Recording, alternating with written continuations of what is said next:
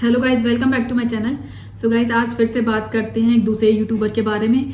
जैसे कि आपने जो जगत भैया, उनका नाम तो काफ़ी बार सुना है, सचिन का, मनीषा का, उन्हीं का ही रियल ब्रदर है प्रिंस और रंजना। तो उनके घर पे भी अभी आजकल एक इंसिडेंट हो गया है। उनका बेबी था शायद 3-4 महीने का, जो मिसकैरेज हो गया है। उसको हार्ट बीट वगैरह नहीं थी, बता रहे कि जितना वेट होना चाहिए उस हिसाब से उसकी ग्रोथ भी नहीं हुई। तो देखिए, आजकल यूट्यूब में ना ट्रेंड टाइप का चला है, एक तो बच्चे बच्चे बच्चे प्रेगनेंसी वाला, फिर या मिसकैरेज का।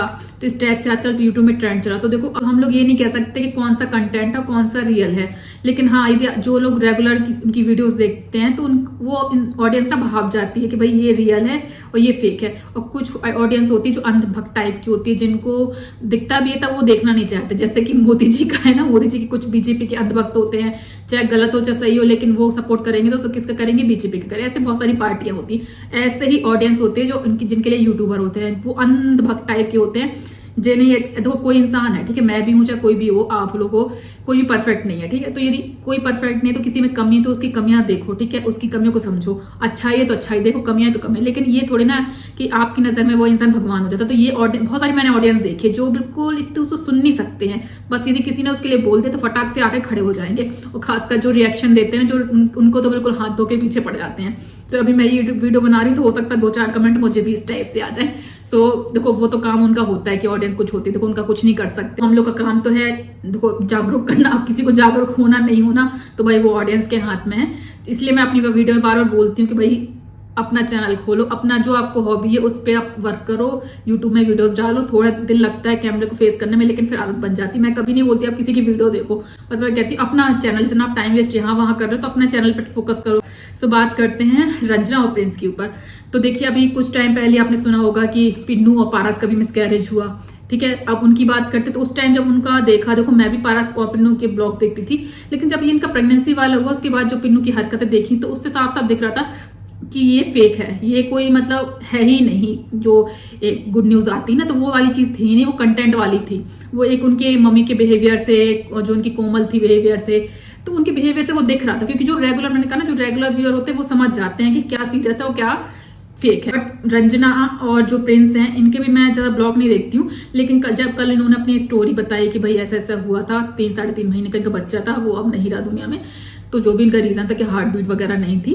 तो उसके बाद क्या हुआ कि काफी लोग ने उनको कमेंट करना शुरू कर दिया कि ये आप रंजना इतना काम करती थी तो उसमें उसकी सास की गलती थी, सास बिल्कुल महारानी की तरह बैठ जाती थी, वीडियो बनाती थी, मनीषा कोई काम नहीं करती थी, सिर्फ रंजना ही काम में किचन में लगी रहती थी और झुक झुक के प्रणाम करती थी और डांस वास रील भी, इस टाइप से काफी ऑडियंस ने उसको ब्लेम किया।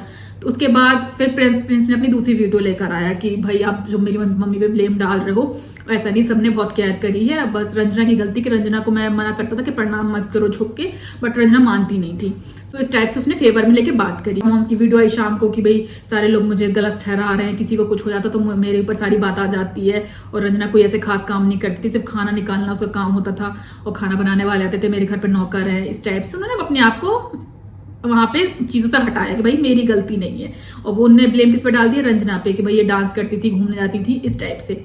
तो मैं बस ये कहना चाहती हूँ कि जो अभी बहुत सारे रिएक्शन चैनल वाले ये बोल रहे हैं ना कि ये फेक है, तो देखो पहली बात तो मुझे ये लग रहा कि रंजना और प्रिंस की प्रेगनेंसी जो थी ना वो फेक नहीं थी। उनके दोनों जब उन्होंने अपने डिस्क्लोज किया ना कि भाई 3-3.5 महीने की प्रेगनेंसी थी, तो जो उनका फेस था ना वो साफ साफ क्लियर दिख रहा था कि भाई ये झूठ नहीं बोल रहे हैं। मैंने कहा ना, मैं उनकी रेगुलर व्यूअर नहीं हूँ, तब भी मुझे एक फील सा हुआ कि ये झूठ नहीं है।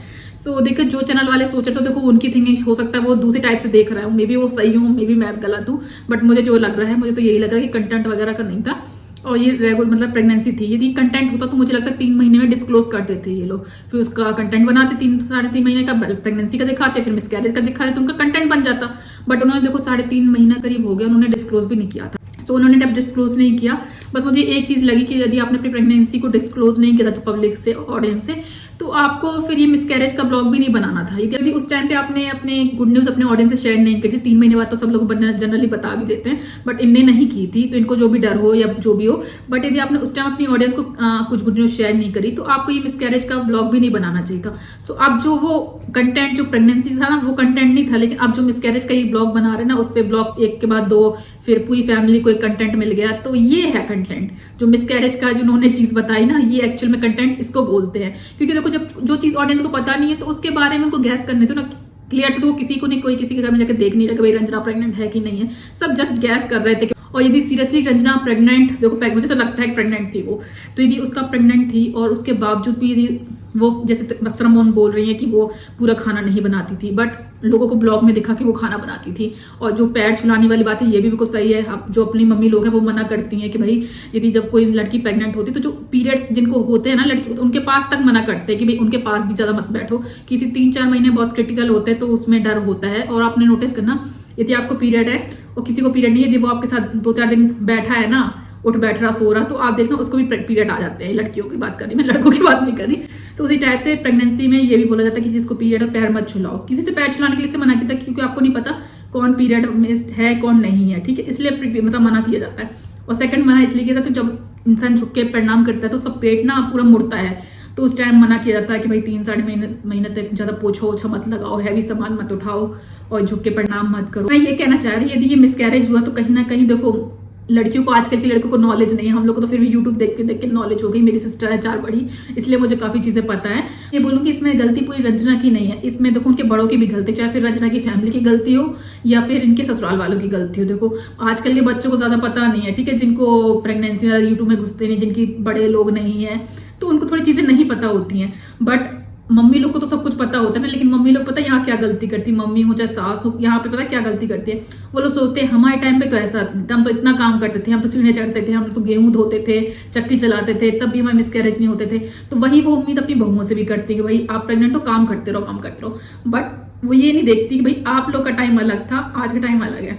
आप लोग की शादी 18-19 साल में हो जाती थी, तो आपके 20-21 साल में बच्चे हो जाते थे। टाइम सोचो आप, एक लड़की का शरीर कितना मजबूत होता है, एक जब यंग जो इंसान जवान होता है तो उसका पता ही है सबको कितनी ताकत होती है हर चीज की। और फिर आप, सबसे बड़ी बात थी पहले इतना मिलावट नहीं था, बट आज का आप टाइम देखो, जो टाउन में भी रह रहा है ना वो भी शायद मिलावट वाली चीजें खा रहा है। सिर्फ जो गांव के लोग हैं ना वो थोड़ा इस चीज से बचे हुए हैं, अदरवाइज जो टाउन में रह रहा है, सिटी में रह रहा है या कहीं आउट ऑफ इंडिया रह रहा है, तो सब मिलावट वाली चीजें खा रहे हैं। आप क्या सोच रहे हो, आप जो दूध पी रहे हैं पैकेट वाला अमूल का हो, तो आपको क्या लगता है आप उसको 4 दिन यदि फ्रिज में रख लो तो वो खराब नहीं होगा।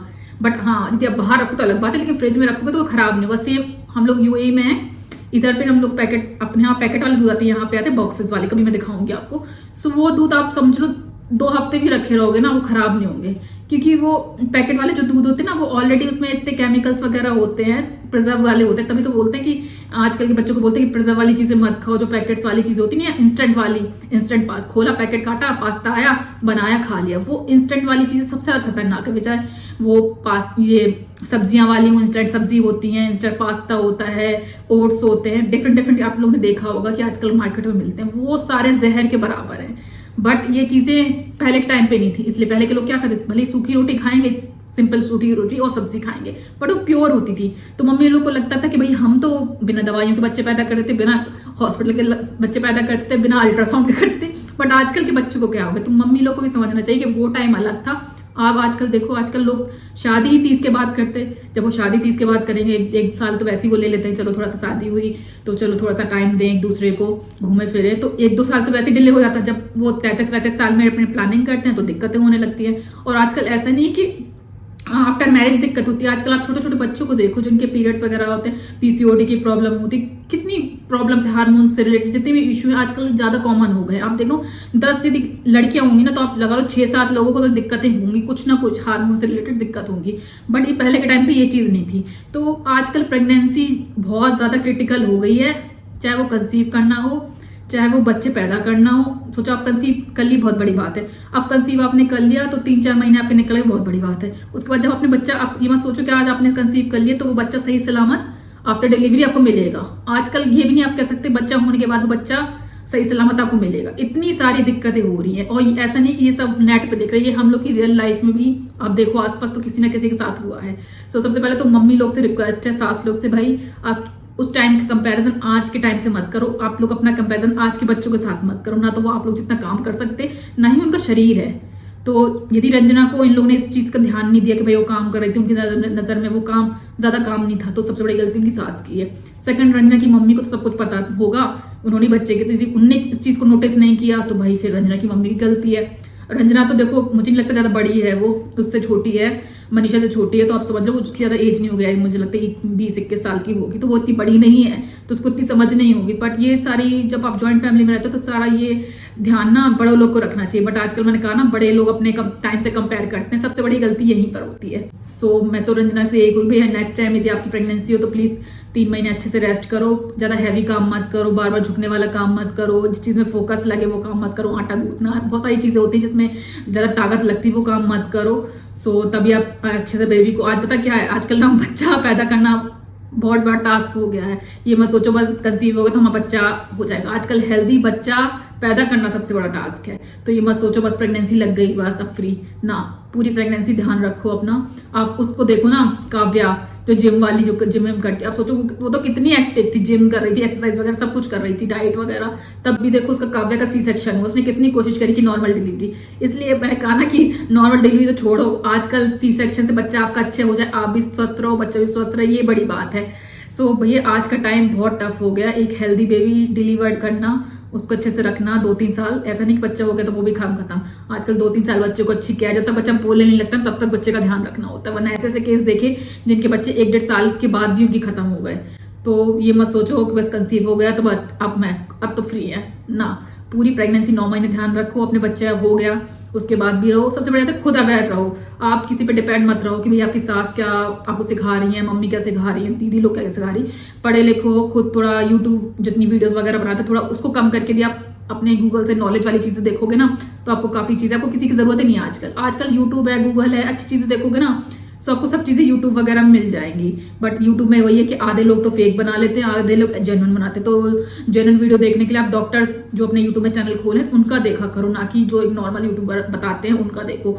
और कुछ भी प्रॉब्लम है गूगल सर्च मारो, गूगल में सब चीजें मिल जाएंगी, क्या खाना है क्या पीना है। अब जैसे पिन्नू का था, पिन्नू को यही नहीं पता था पाइनएप्पल, अभी प्रेग्नेंट हो गई लेकिन ये नहीं पता था कि पाइनएप्पल पपीता खाया जाता है। अप्सरा मॉम भी बस दिन भर वीडियो बनाना, एक दिन में 2-3 दिन ब्लॉग लाना, अपनी बहू को ध्यान नहीं रखना। तो यदि मिसकैरेज हुआ तो उसमें सिर्फ रंजना की गलती नहीं है, जैसे प्रिंस बोल रहा था ना कि रंजना की गलती नहीं, सबकी है। यदि मनीषा इतने टाइम तक रही तो मनीषा को भी जेठानी थी तो मनीषा भी ध्यान रख सकती थी, बट नहीं, एक्चुअली ध्यान वो जो बच्चा उसका मिसकैरेज हुआ ना तो कहीं ना कहीं सिर्फ और सिर्फ केयरलेस की वजह से हुआ। तो जो लोग बोलते हैं ना भगवान नहीं सब कुछ, कि भगवान देता भगवान छीनता, तो ऐसा नहीं होता, कुछ गलती इंसान करते हैं, पूरा भगवान का रोल नहीं होता है। जब इंसान कुछ, भगवान तो देखो आपको राह दिखाते हैं और चलना ना चलना तो आपके ऊपर होता है ना। अगर कमेंट पड़े जो ऐसे बोलते अरे ऐसा किसी की गलती नहीं थी, भगवान की देन, ऐसा नहीं होता, इंसान कभी कभी खुद गलती करता है, दोष देता है भगवान का। तो ऐसा नहीं है कि ये मैसेज मैं सिर्फ रंजना के लिए कर रही हूँ, मैं बहुत जो लोग मेरी लड़कियां वीडियो देख रही हैं उनके लिए बोल रही हूँ कि भैया आजकल प्रेगनेंसी को लाइटली मत लो, आजकल प्रेगनेंसी